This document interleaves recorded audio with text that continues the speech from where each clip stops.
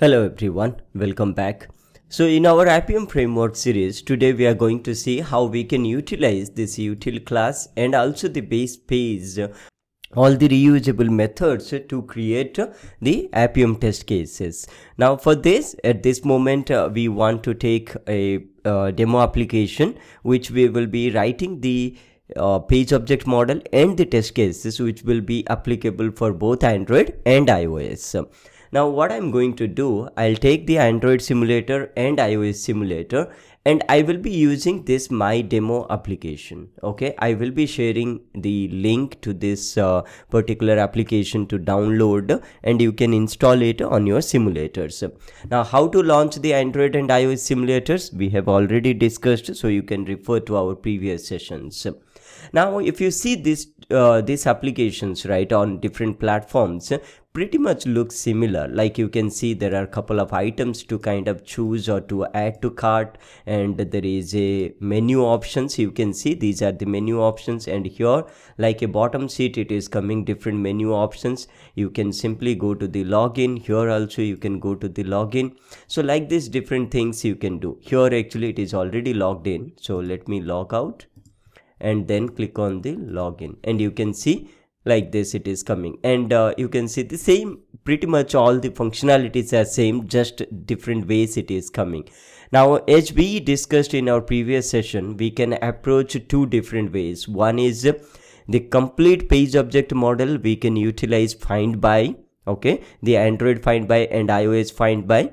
By using that, actually what we can do, we can use only one set of page object model for both Android and iOS. But there are a couple of restrictions by using your page factory pattern. Page factory pattern is nothing but using the find by, right, to identify and to have the locators. Now the demerits should be like you cannot customize that. The another thing is that you might get this tail element exception if let's say that the elements got identified but the page got refreshed, or you move to the different screen and coming back to this screen. So that time you might face certain challenges actually there, or waiting for a certain element to be present. At that time it is only asking for the by locator only. So how can you wait if that element is not present? Find by will directly identify the element as soon as you put the page factory.init element. Okay, so these are the restrictions. Now to avoid that, what we discussed, we will be going with an hybrid approach. Hybrid in this sense, we will go with the by locator. Now only by locators you cannot use that, because if you want to set up the by locators, you have to differentiate the page object model for Android separately, for iOS separately. Find by is the only way where it is allowing you to identify the elements one time for both Android and iOS. So that's why we will be mixing these two. That's why I said hybrid approach. If you're not understanding, let me quickly get into the page object model. Okay, so for this, actually first thing first, we need to first identify all these elements. Like if you go to this particular screen, right, you can see there is a menu option, and here also there is a menu option. So first I need to identify this particular menu option. After that I will be clicking on this, clicking on the login button, entering the username, password, login screen, and after that I will be verifying whether this product text is coming or not. That's where actually my successful login is determining. Here also we have a products screen or products text is there to identify that. That's how I will verify, right, if my login got successful or not. Perfect then. So let me quickly go over to the page object model. Then by using the Appium inspector, we will be inspecting these elements. Okay, so I'll create a new class here and I will say login. Basically I need to give first menu page. That's where actually all my options are there, right, to navigate inside the application. Then I will be taking login page. Okay, and then I will be going for the Java class and products page to identify the product text there after the login is successful. So three different page object classes that I am going to use it here. Perfect then. Now let me quickly go over to the Android and then keep identifying all these elements. So for that I will be opening my Appium inspector, and here is my all the capabilities for that. Now you can see that automation name, platform name, and then Appium. This is my 13.0 OS is there. This is my app package, app activity, and device name. I need to run the Appium is my server. Okay, Appium server is running. Now let me click on the start session and it should be good now. So this button first I need to identify. So that is nothing but this one actually here. And if you go down, yeah, you can see open menu is the option here. Accessibility, all the accessibilities are here only. So first I will, normally this is my way of always doing it. So I will go with open menu and then let me open the Android and like this is my screen, right? Now login I need to identify. So refresh the screen so that the menu is coming. And here normally this login will not be really coming so quickly. You have to make sure that you will be identifying like this. So there are certain difficulties while you are kind of going into these things, so you need to be more careful. And you can so either you can tap on this side to get the DOM refreshed or the XML, or else you can come back here and then navigate to each of the elements to the required item. And here you can see this is menu item login, and I can even tap on this. So either you can do directly on the simulator or you can do on the Appium inspector itself. Now let's see. So username field, you can get it here, and then the next is password. You can click on this.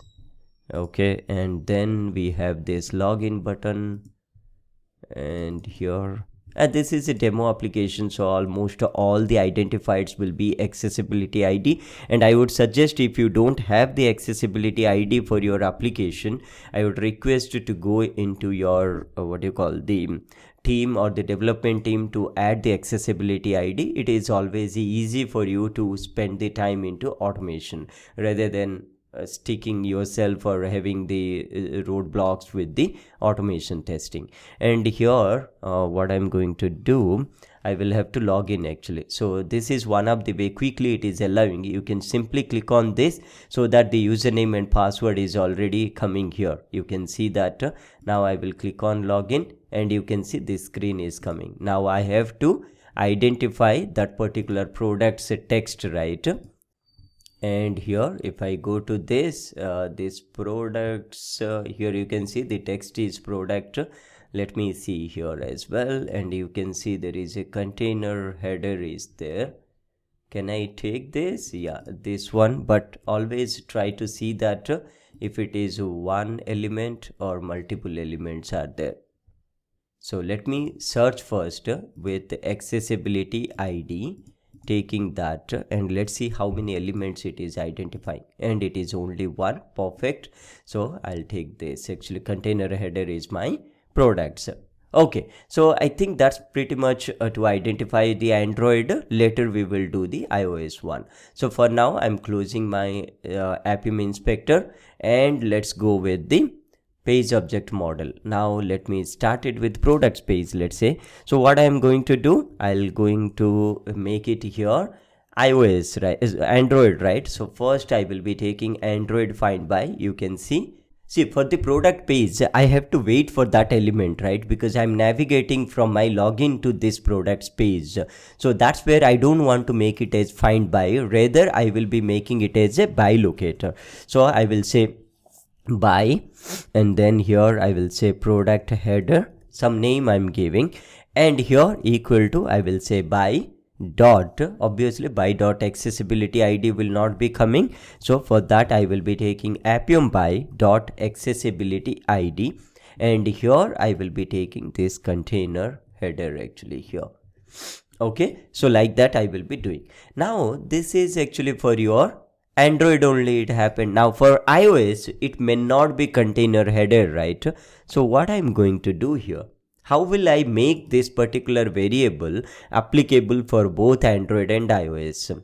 So a quick way what I'm going to do, I'll create a particular constructor for this. Now product page, and I will be taking here, so constructor means it has to be like a method. So by, and then I will say product page. I will create a variable first here, which is the type is as a by locator, and here I will be keeping it equal to this one. Now this is where when it is Android, right, when you are running the Android. So how do I identify if I'm running currently Android? Let's put a condition actually there. So app driver dot get current driver, and here there is this way actually I can do instance of Android driver. Now if it is instance of the Android driver, then you make sure that the product page ID is allocated this one.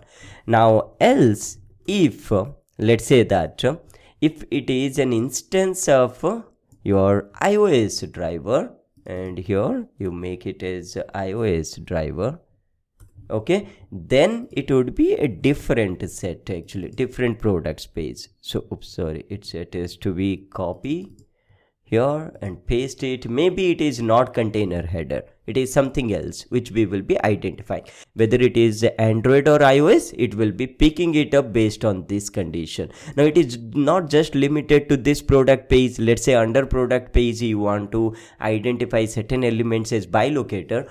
All the by locators you initialize in this format, and anything that you want to keep it in find by, you can keep it into the find by. Now this is where I was telling that is a hybrid approach.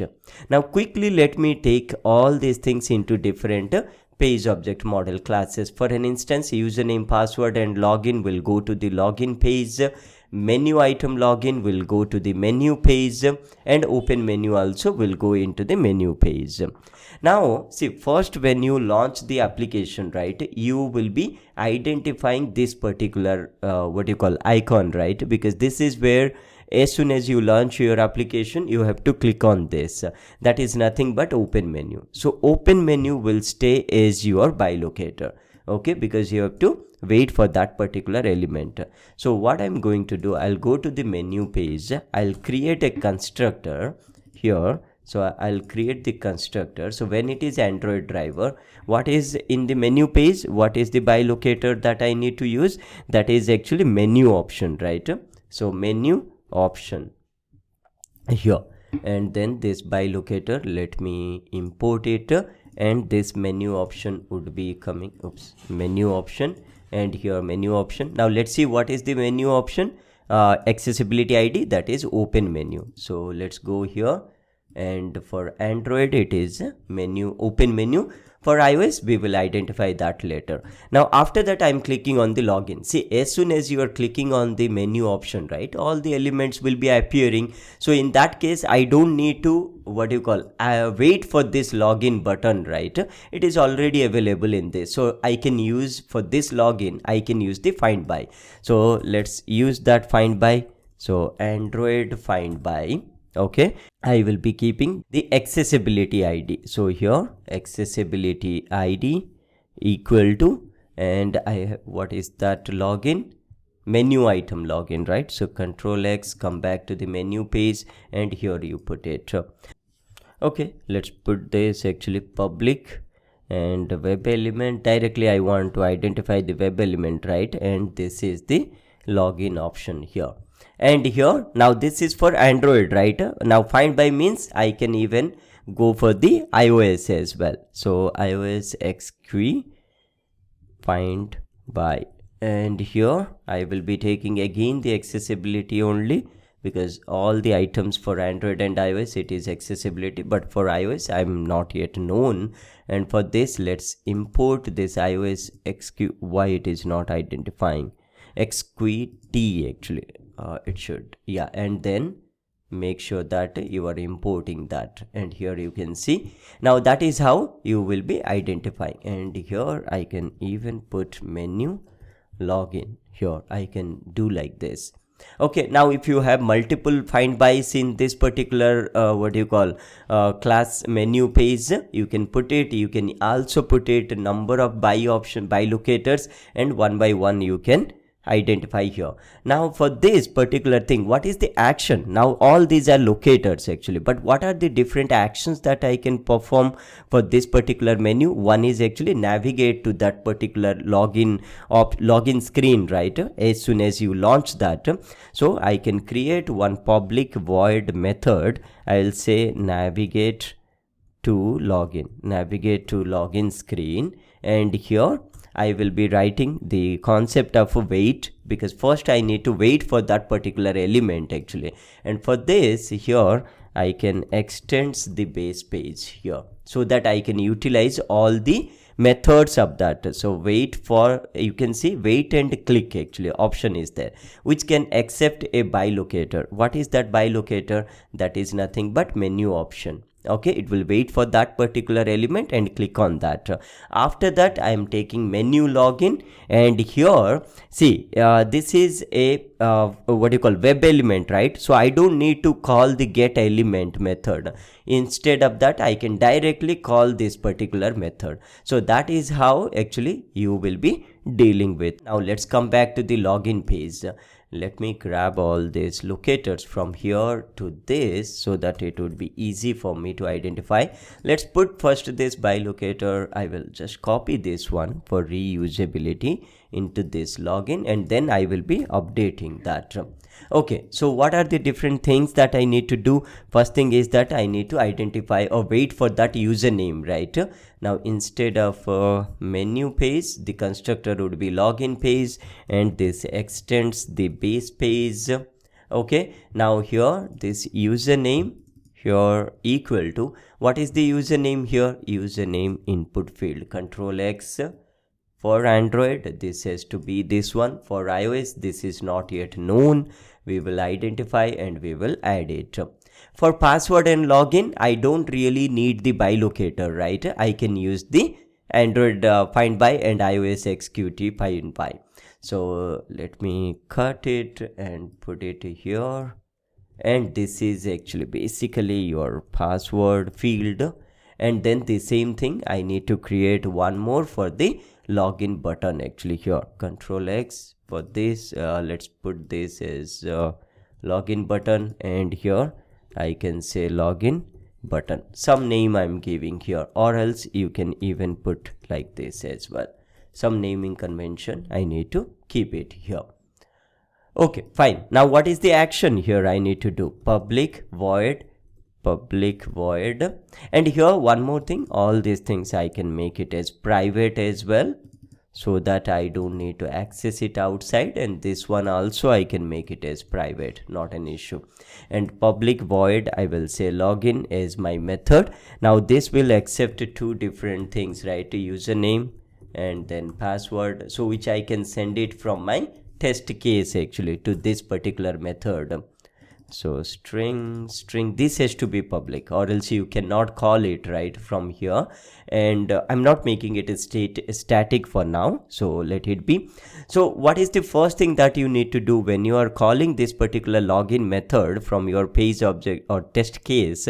First you launch the application, which gets by default because of the before and after annotations. After that I need to navigate to this particular login screen, right? So it means that I need to call this menu page. So menu page, and here menu page equal to new menu page. In fact, actually it's better always to keep it outside, so that if you are writing more than one method, you can access this particular object. Now this object is coming from where? This page object class object, right? So menu page, when you put dot, you will see this method actually here, navigate to login. That's it.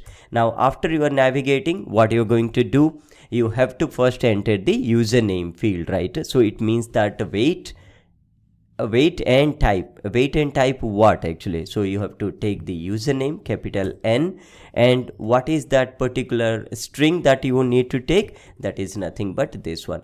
This username is coming from this by locator. This username is the string that you want to enter into the username field. After that you have to go for the password. Now for the password field, dot send case, you can use the send case directly here, password, and after that login button. So button login dot click, directly you can do all these things. After that, what you need to do, you need to verify whether that particular whether that particular product's text is visible or not. In fact, actually I can remove this as well. I'll show you how is a step by step we can write into the test case. Okay, so my here actually what we need to do for this product page, actually we need to wait for this particular product, right? So I will be writing a product, I can say boolean here, and I will say wait for product text. Actually here wait for the product text, and here I will say wait for the actually this also need to be extend from the base page, extends base page, and here I will call this particular wait for element, and what is that? That is nothing but products page actually here. So here you can see this particular is returning a web element, right? So I can say return.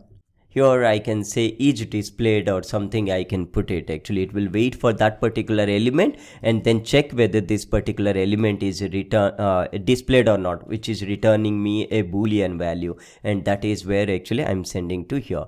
So 3 steps that I'm performing. One is actually I'm navigating to that particular login screen. After that I'm logging in. After that I'm verifying whether that product text is coming or not. Let me go to the login test. This one extending the base test. That's how launching the application happens here, based on whether you are launching the Android or iOS. So let me first use the Android. Now in the login test, as I told, 3 different steps that we need to perform here, right? One is actually we have to navigate to the login page. So menu page, and here menu page equal to new menu page, and then I will be calling menu page dot navigate. So this is my first step. Here actually let me first identify or create an object for all these screens.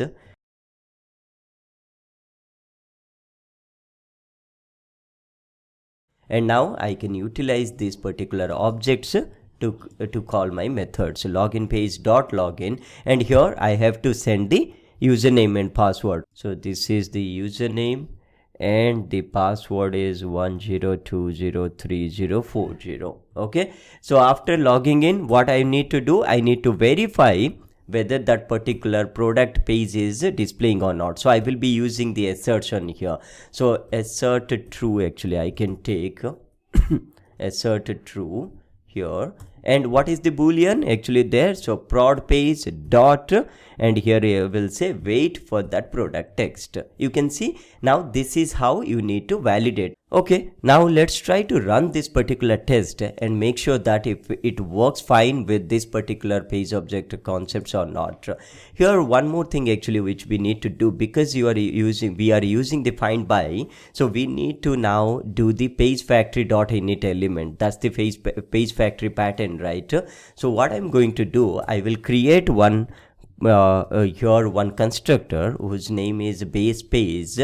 Okay, and this constructor will hold the page factory. Now here page factory dot init elements, and this accepts 2 different parameters. Now let me go with the field decorator and a new Appium field decorator. Now this normally accepts the driver object, so I'll go with the Appium app driver dot get current driver, and then this particular class, that is nothing but this. Actually here you can see now this particular the constructor or the page factory init element will be now by default applicable for login page, menu page, and products page, because all these 3 classes are inheriting the base page, right?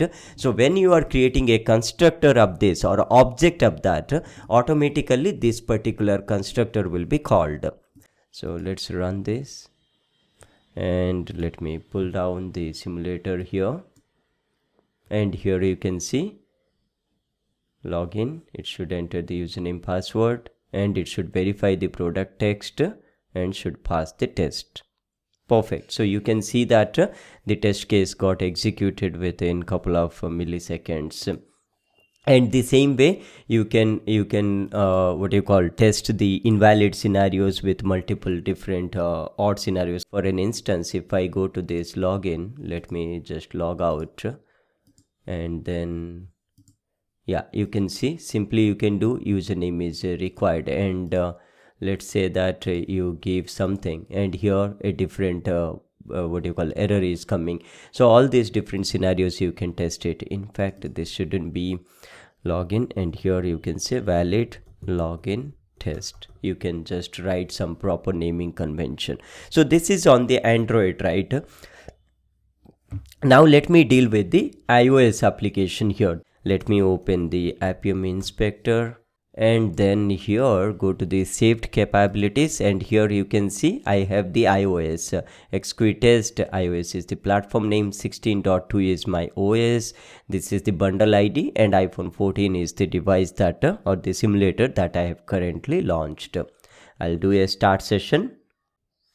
Okay, perfect then. So let me click on this, and here you can see tab bar option menu. So let me copy quickly to each of those fields. So I have to go to the menu page, and the accessibility ID is tab view, tab bar option menu, right? You can see this is accessibility ID only. I can tap on that, and here is my login, and for login you can see menu item login.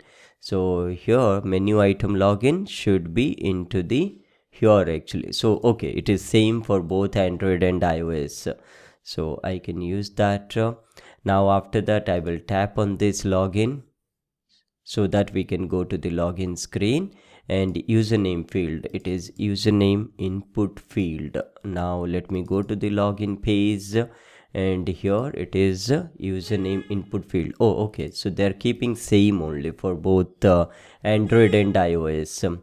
The same way, let me go to the password, is the password input field, and here password input field, all this new line are, you can delete it. This is login button, and here come back here login button, and then yeah, I need to go to that particular catalog page, right? Okay, so this is what I need to identify. Now here let me pull down into this where it is highlighting into the XML.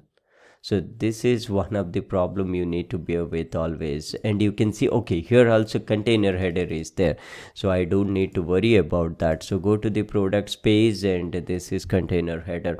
Now in this case, what you can do, if you have the Android and iOS both same, you don't really need to do all these things, right? You can simply come back here and you can use this one actually, because for both Android and iOS it is the same, right? For now I'm not going to really make this particular constructor, but yeah, if your Android and iOS accessibilities IDs are different, or if you are opting for an XPath for Android and name or accessibility ID for iOS, then you can perform like this operations. If else conditions you can put it with the instance. So I think I'm pretty much done with all the setup. So let me quickly go and run the same test. As I told, we are writing the test cases and page object model which will be fitting for your Android and iOS both together, right? So let me close this particular Appium inspector simulator, and let me go and log out quickly.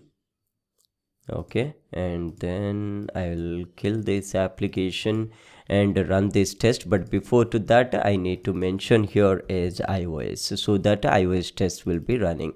So let me go here and run, open this, my Appium is running,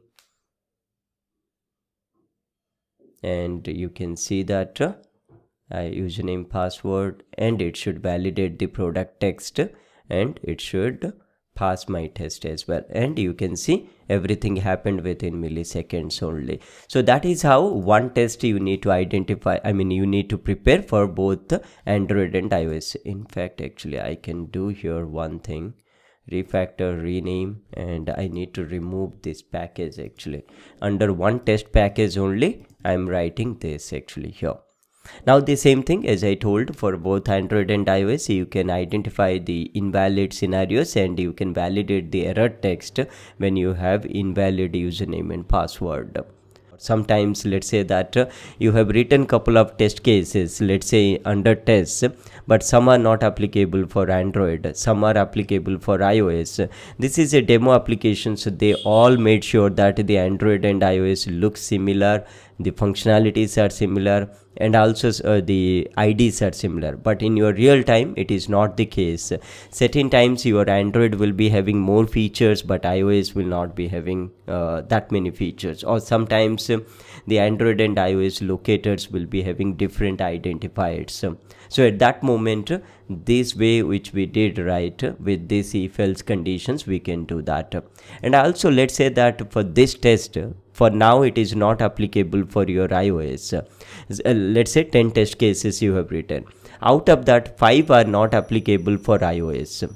So what you can do here, you can put an if condition here. If the same way actually, if app driver dot get current driver, and here you will say instance of, if it is Android driver, then only you continue this test. You can write that way also, like that you can write it, so that this will be applicable for Android only. When you are running the iOS test cases, these particular test cases will not be running for iOS. Okay, so I think this will give you an idea to get started with building the Android and iOS framework with Appium. So if you have any questions, please post the questions into this comment box and we will discuss in our upcoming sessions. Okay, so we will be seeing some more interesting topics in our upcoming sessions. So stay tuned and do subscribe to this YouTube channel. Thank you for watching.